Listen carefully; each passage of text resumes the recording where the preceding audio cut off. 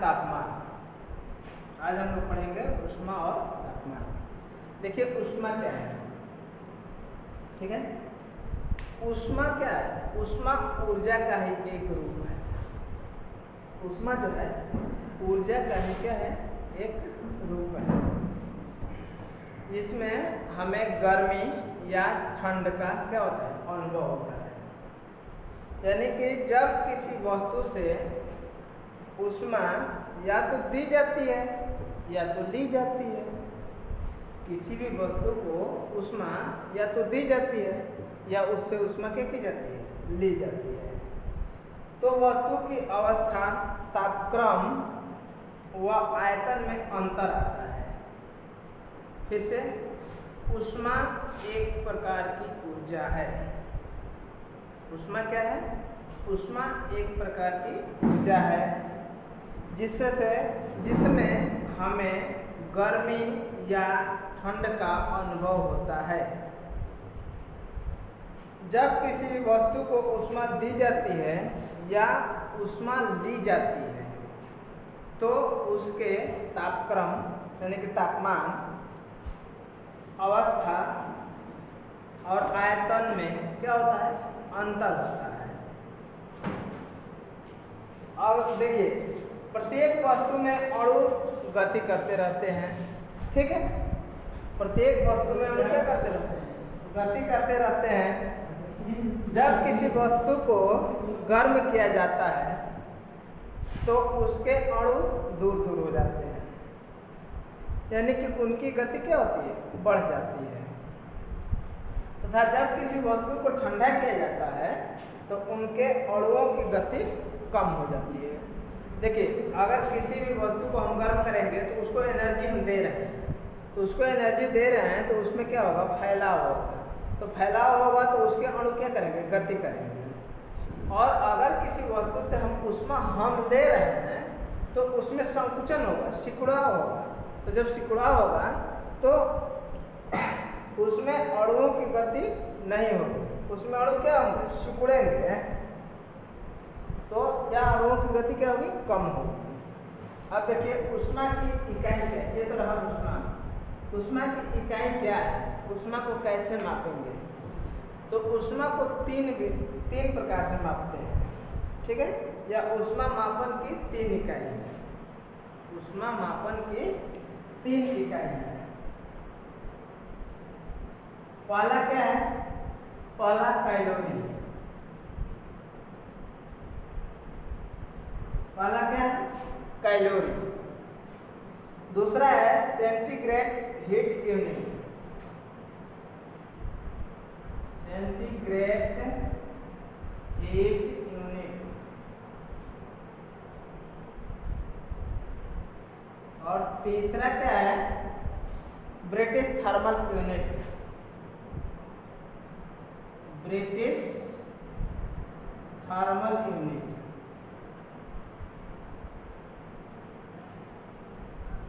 ठीक है।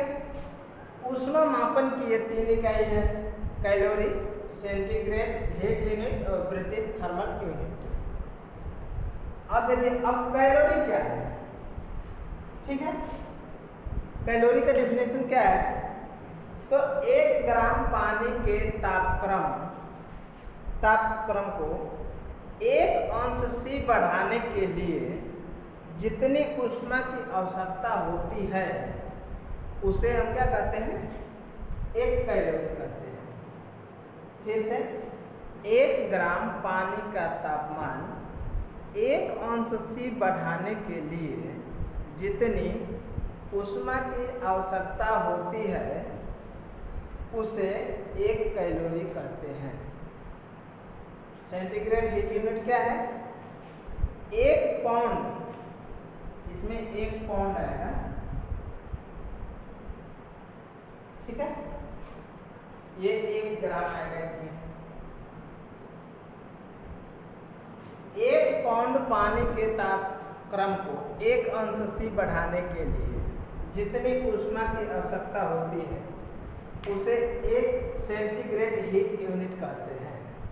1 centigrade heat unit, वह 1 सेंटीग्रेड हीट यूनिट बराबर 1 सेंटीग्रेड हीट यूनिट बराबर 453.6 कैलोरी। ठीक है, तो इसमें क्या है, इसमें 1 ग्राम पानी के तापमान को बढ़ाया हमने 1 अंश से, इसमें 1 पाउंड पानी के तापमान को 1 अंश से बढ़ाया। ब्रिटिश थर्मल यूनिट में क्या है, 1 पाउंड पानी का तापक्रम, इसमें भी 1 पाउंड है, लेकिन 1 अंश फ़ारेनहाइट बढ़ाएंगे। ठीक है, इसमें 1 पाउंड को 1 अंश सी बढ़ाया, इसमें 1 ग्राम को 1 अंश सी बढ़ाया। ब्रिटिश थर्मल यूनिट में क्या करेंगे, 1 पाउंड पानी के तापक्रम को 1 अंश फ़ारेनहाइट, ठीक है, 1 अंश फ़ारेनहाइट बढ़ाने के लिए जितनी ऊष्मा की आवश्यकता होती है उसे एक ब्रिटिश थर्मल यूनिट कहते हैं। यानी कि 1 British thermal unit, 1 British thermal unit बराबर होता है 252 कैलोरी, 252 कैलोरी। ठीक है, 1 ब्रिटिश थर्मल यूनिट बराबर 252 कैलोरी। देख लीजिए कैलोरी की डिफिनेशन क्या होगी, 1 ग्राम अंश सी को, ठीक है ना, पानी के 1 ग्राम को 1 अंश सी तापक्रम बढ़ाने के लिए जितनी ऊष्मा की आवश्यकता होगी उसे 1 कैलोरी कहते हैं। सेंटीग्रेड हीट यूनिट 1 पाउंड पानी के तापक्रम को 1 अंश सी बढ़ाने के लिए, ब्रिटिश थर्मल यूनिट 1 पाउंड पानी के तापक्रम को 1 अंश फ़ारेनहाइट बढ़ाने के लिए जितनी ऊष्मा की आवश्यकता होती है उसे ब्रिटिश थर्मल यूनिट कहते हैं। 1 सेंटीग्रेड हीट यूनिट बराबर 453.6 कैलोरी, 1 ब्रिटिश थर्मल यूनिट बराबर 252 कैलोरी। तो ये तो रहा ऊष्मा। ठीक है, अब दूसरा देखते हैं, दूसरा पॉइंट है तापमान। ठीक है, दूसरा है तापमान। तो इसका डिफिनेशन क्या होगा, किसी वस्तु के गर्म होने या ठंडा होने की माप को क्या कहते हैं, तापमान कहते हैं। किसी वस्तु के गर्म होने या ठंडा होने के मान को तापमान कहते हैं। इसमें वस्तु क्या होगी, या तो गर्म होगी या तो ठंडा होगी। तो किसी वस्तु के गर्म होने या ठंडा होने के मान को क्या कहेंगे, माप को तापमान कहते हैं। किसी वस्तु के तापमान से वस्तु के गर्म या ठंडा होने का अनुमान लगाया जाता है। तापमान को किस में व्यक्त करते हैं, डिग्री में। तापमान को हमेशा किस में व्यक्त करेंगे, डिग्री में। अब देखिए कुछ मान लीजिए कि उदाहरण है, जैसे दहन का तापमान कितना है, 2000 अंश सी। तांबा का गलनांक, तांबा कितने अंश पे गलेगा, 1003 अंश सी पे। तांबा जो है 1003 अंश सी पे गलेगा। टाइटेनियम का गलनांक 1675 अंश सी है। तो ये तो याद करने वाली बात है। चलिए और एक बार और देख लीजिए, मानक तापमान एवं ताप, मानक तापमान एवं ताप, मानक तापमान एवं ताप क्या होता है। तो कई वैज्ञानिक उद्देश्यों के लिए एसटीपी पर कुछ मान निर्धारित किए हैं। किस पर, एसटीपी पर। ठीक है ना।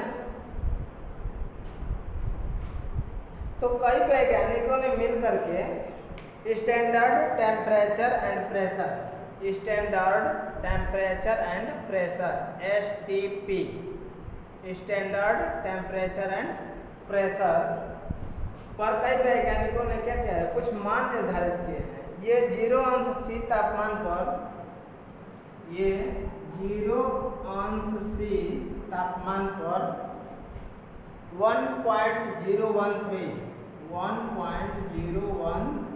बार, 1.013 बार दाब है। क्या है, दाब है, प्रेशर दाब, स्टैंडर्ड टेम्परेचर एंड प्रेशर। तो ये कई वैज्ञानिकों ने मिल करके मानक ताप एवं दाब का ये मानक निर्धारित किया है। अब अगर सेंटीग्रेड, देखिए तापमान को नापने के लिए 4 पैमाने हैं। इस तापमान को मापने के लिए कितने पैमाने हैं? 4।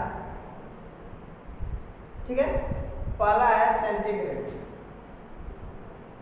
सेंटीग्रेड पैमाना, दूसरा फ़ारेनहाइट, तीसरा र्यूमर, ठीक है, र्यूमर पैमाना है, और चौथा क्या है? केल्विन है। चौथा क्या है? केल्विन पैमाना है। C फ़ारेनहाइट और C kelvin, F Fahrenheit, R rumour और 4th K क्या है? केल्विन। तो सेंटीग्रेड पैमाना क्या है? मीट्रिक प्रणाली में, पीछे बताया गया है, मीट्रिक प्रणाली में तापमान की इकाई सेंटीग्रेड होती है। जैसे मान लीजिए कि इस पैमाने पर वायुमंडलीय दाब पर पानी का जमाव बिंदु 0 अंश C है और उबाल बिंदु 100 अंश। पानी 0 अंश C पर जमेगा और 100 अंश C पर क्या होगा? उबलेगा। यह 0 अंश C पर जम जाएगा, जबकि 100 अंश C पर क्या होगा? उबलेगा, यानी कि वाष्प में बनेगा। तो 0 से 100 के अंतर को 100 बराबर भागों में बांटने पर प्राप्त 1 भाग 1 अंश C कहलाता है। अब फ़ारेनहाइट क्या होता है? तो ये ब्रिटिश प्रणाली है, ये मीट्रिक प्रणाली में है, ये ब्रिटिश प्रणाली में। तो ब्रिटिश प्रणाली में तापमान की इकाई डिग्री फ़ारेनहाइट है। इस पैमाने में वायुमंडलीय दाब पर पानी का जमाव 32 अंश, पानी का जमाव कितना है? 32 अंश, तथा उबाल 212 अंश, उबाल जो है 212 अंश है। इस प्रकार 32 से 212 के अंतर को 180 बराबर भागों में बांटा गया है। इतना को 180 बराबर भागों में क्या किया गया है? बांटा गया है। तो इसको बोलेंगे क्या? फ़ारेनहाइट। र्यूमर है, वायुमंडलीय दाब पर पानी का जमाव बिंदु 0 अंश, उबाल बिंदु 80 अंश। 0 अंश पर पानी जमेगा, जबकि 80 अंश र्यूमर पर पानी क्या होने लगेगा? उबलने लगेगा। 32 अंश फ़ारेनहाइट पर पानी जमेगा, 212 अंश फ़ारेनहाइट पर पानी उबलने लगेगा। ये जमने की प्रक्रिया है, देखिए, जमने की प्रक्रिया, उबलने की प्रक्रिया, ठीक है। तो ये 0 अंश पर जमेगा, 100 अंश C पर उबलेगा, 32 अंश फ़ारेनहाइट पर जमेगा, 212 अंश फ़ारेनहाइट पर उबल जाएगा। 0 अंश र्यूमर पे पानी जम जाएगा, 80 अंश र्यूमर पे पानी क्या होगा? उबलेगा। उसी तरह से केल्विन है, केल्विन तापमान का वह मान है जो गैस के शून्य आयतन पर शून्य मानकर बनाया जाता है। तापमान का केल्विन तापमान कहलाता है। इस तापमान पर पानी का जमाव बिंदु 273 केल्विन, 273 अंश के पर पानी क्या होगा? जम जाएगा, जबकि 373 अंश के पर पानी क्या होगा? उबलेगा, ठीक है। तो ये पानी का जमाव बिंदु है। तापमान को 4 पैमाने हैं, अंश सेल्सियस, केल्विन, फ़ारेनहाइट, र्यूमर। अंश सेल्सियस, फ़ारेनहाइट, र्यूमर, केल्विन, ठीक है। और इसको देख लीजिए, 0 अंश C पर पानी जम जाएगा, 100 अंश C पर पानी उबलेगा, 32 अंश फ़ारेनहाइट में पानी जमेगा, अगर फ़ारेनहाइट में पूछा जाए तो इन चारों फॉर्मूलों को मिला करके एक फार्मूला बनाया गया है। उसको आप याद करिए, C/100 = F - 32, F - 32/180 = R/80 = K - 273, K - 273 बटा में 100। ठीक है। तो इसका एलसीएम 20 से आप इसमें मल्टीप्लाई कर दीजिए, तो ये हो जाएगा C/5 equal to F minus 32/9 equal to C/4 equal to K minus 273/5। ये हमारा मेन फार्मूला है, ठीक है। तो इस फार्मूले की मदद से हम अनसेल्सियस को, सॉरी ये R है, अनसेल्सियस को केल्विन में, केल्विन को फ़ारेनहाइट में, फ़ारेनहाइट को र्यूमर में, जिसको जिसमें चाहे हम चेंज कर सकते हैं, ठीक। तो ये फार्मूला इम्पोर्टेंट है, इस फार्मूले को हम याद करेंगे। अब देखिए क्वथनांक क्या होता है और गलनांक क्या होता है। अभी बात चल रही थी ना उबलने की और जमने की, तो उसी में आता है क्वथनांक। क्वथनांक और गलनांक, ठीक। तो क्वथनांक और गलनांक क्या है? तो जिस ताप पर कोई द्रव गैस में बदलने लगता है, द्रव से गैस में, द्रव से गैस में, यानी कि जिस ताप पर कोई द्रव, कोई पदार्थ द्रव से गैस अवस्था में बदलने लगता है, तो उस तापक्रम को उस द्रव का क्वथनांक कहते हैं। जैसे अभी हम पढ़ रहे थे कि पानी जो है 100 अंश C पे क्या होने लगेगा, गैस में बदलने लगेगा। तो पानी का क्वथनांक कितना होगा? 100 अंश C। पानी का क्वथनांक कितना होगा? 100 अंश C। क्वथनांक क्या है कि जब कोई पदार्थ ऊष्मा देने पर वह द्रव अवस्था से गैसीय अवस्था में परिवर्तित हो जाए या बदलने लगे, तो उस तापक्रम को क्वथनांक कहेंगे। गलनांक क्या है? ठीक उसका विपरीत। गलनांक क्या है? ठीक उसका विपरीत, यानी कि जिस तापमान पर कोई गैस द्रव अवस्था में परिवर्तित है, यह है गैस से द्रव, गैस से द्रव, यानी कि कोई पदार्थ गैसीय अवस्था से जिस तापक्रम पर, कोई पदार्थ जिस तापक्रम पर गैसीय अवस्था से द्रव अवस्था में परिवर्तित होने लगे, तो उस तापक्रम को क्या बोलेंगे?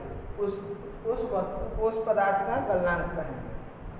जिस तापक्रम पर कोई गैस द्रव में पिघलता है या ठोस द्रव में जमने लगता है, उस तापमान को उस पदार्थ का गलनांक कहते हैं। जैसे बर्फ का गलनांक क्या है? 0 अंश C। बर्फ का गलनांक, बर्फ का गलनांक क्या है? 0 अंश C। और ये पानी का है, पानी का क्वथनांक 100 अंश C, ठीक। तो ये आसान तरीका है समझने का। अब बस एक और देख लीजिए, क्या है कि what is the difference between तापमान एंड टेम्परेचर, हीट, यानी कि ऊष्मा और तापमान में अंतर क्या है, ठीक है। तापमान और ऊष्मा में अंतर क्या है, ठीक है। टेम्परेचर एंड हीट में अंतर क्या है देख लीजिए, ध्यान से समझिए। फर्स्ट, यह ऊष्मा की अवस्था को बतलाता है। तापमान क्या है? ऊष्मा की अवस्था को बतलाता है कि वस्तु गर्म है या वस्तु ठंडी है। अवस्था मतलब क्या है? या तो गर्म होगी या तो ठंडी होगी। तो यह तापमान जो है अवस्था को बतलाएगा, ठीक है, अवस्था को बतलाता है। जबकि पदार्थ की ऊर्जा ऊष्मा होती है, ये ऊर्जा को इंगित करता है। पहला क्या है? तापमान वस्तु की अवस्था को बतलाएगा कि वस्तु गर्म है या ठंडी है।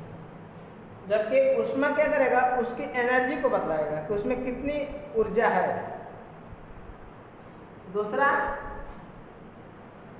तापमान की इकाई क्या होती है? इकाई मतलब मापन, इसको डिग्री में मापते हैं, ठीक है।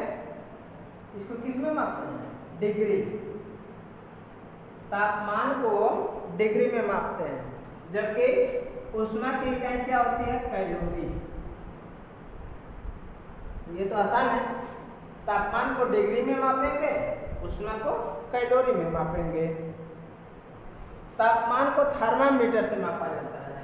इसको किससे मापा जाता है? थर्मामीटर। ठीक है, इसको किससे मापते हैं? थर्मामीटर से। इसको किससे मापेंगे? कैलोरीमीटर। किससे मापेंगे? कैलोरीमीटर से। थर्मामीटर से तापमान को, कैलोरीमीटर से ऊष्मा को। अब ये देखिए नंबर 4 क्या है? ऊष्मा की मात्रा अलग अलग होने पर भी वस्तुओं का तापमान एक हो सकता है। ठीक है, जैसे मान लीजिए कि ये दो वस्तु हैं और दोनों वस्तुओं का तापमान अगर अलग अलग है तो दोनों को हम मिला दें, जोड़ दें, तो इनका तापमान एक हो जाएगा। किंतु ऊष्मा जो है किसी वस्तु को गर्म करने पर तापमान बढ़ता या बढ़ने या नहीं बढ़ने पर भी उसकी ऊष्मा की मात्रा अवश्य बढ़ जाती है। ठीक है, अगर किसी वस्तु को हम गर्म करते हैं तो उसकी ऊष्मा क्या हो जाएगी? बढ़ जाएगी। और पांचवा ये है,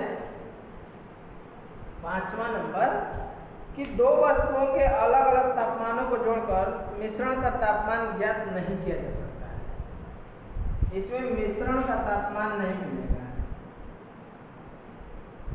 मिश्रण का तापमान क्या होगा? नहीं प्राप्त होगा, नहीं मिलेगा। ऊष्मा में क्या है कि दो वस्तुओं की ऊष्मा की मात्राओं को जोड़कर उनकी कुल ऊष्मा निकाली जा सकती है। इसकी कुल ऊष्मा निकाली जा सकती है।